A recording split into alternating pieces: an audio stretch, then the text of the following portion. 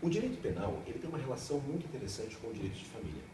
A Lei Maria da Penha, por exemplo, é uma inter-relação muito promissora quando nós formos parar para analisar os efeitos que esta legislação trouxe no ordenamento jurídico e na sociedade em geral.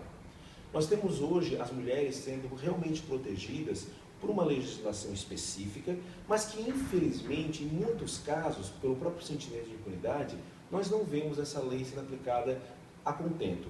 Tanto que no meu site, www.douglasfreitas.adv.br, há um artigo muito interessante que é uma alternativa à Lei Maria da Penha, que é utilizar as situações de agressão doméstica, mas não levando para a esfera penal, e sim para a esfera civil, que é, por exemplo, através de uma ação de danos morais por conta da agressão doméstica, que é objeto também de estudo de um livro em conjunto que temos com o professor Conrado Paulino da Rosa e com o professor Dimas Messias de Carvalho, que agora, na sua terceira edição, está sendo publicado pela editora Saraiva.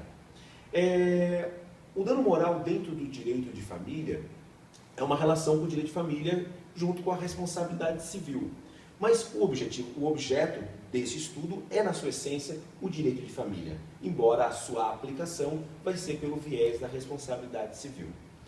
O direito penal tem também essa relação com o direito de família, e não só na Lei Maria da Penha.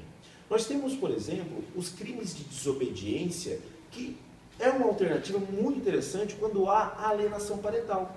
Quando nós temos o descumprimento de decisões judiciais, nós podemos requerer junto ao Ministério Público que aquele genitor que descumpre as ordens do juiz seja processado pelo crime de desobediência. Está agora em análise o projeto de lei que criminaliza a alienação parental. Essa é uma discussão que nós faremos num outro vídeo. Porém, o que eu gostaria de falar é que hoje em dia a alienação parental ela tem ganhado uma série de outros contornos. Por exemplo, é muito comum nós vermos uma genitora, não porque as mães vão praticar mais alienação parental que os pais, não é isso.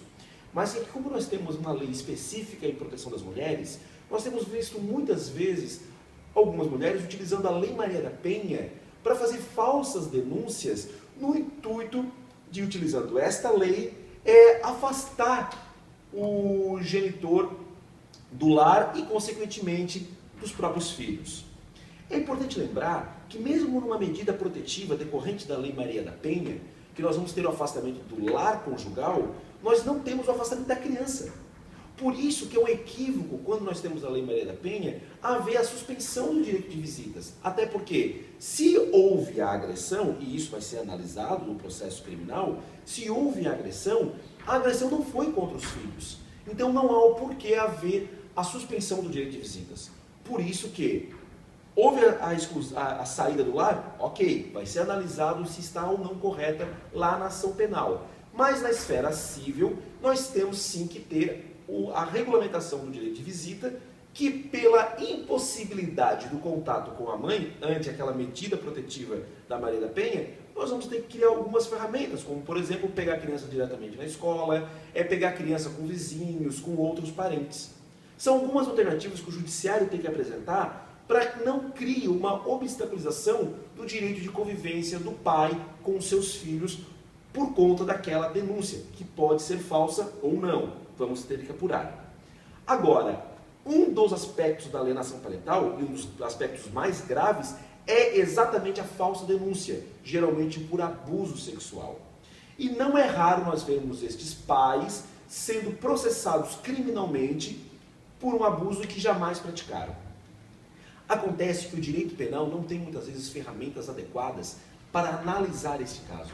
O juiz envolvido, o advogado que atua na causa, o promotor, os psicólogos, todos aqueles que estão na esfera criminal, muitas vezes não conseguem vislumbrar que o objeto daquela ação é de esfera familiar, é do direito familiar. Por isso que nestes casos é importante a atuação em conjunta de um advogado de família. Para que possa, por exemplo, como já tivemos vários casos aqui no escritório mesmo, a necessidade de nós trazermos a lei da alienação parental lá para a esfera penal para discutir, por exemplo, a atuação do perito.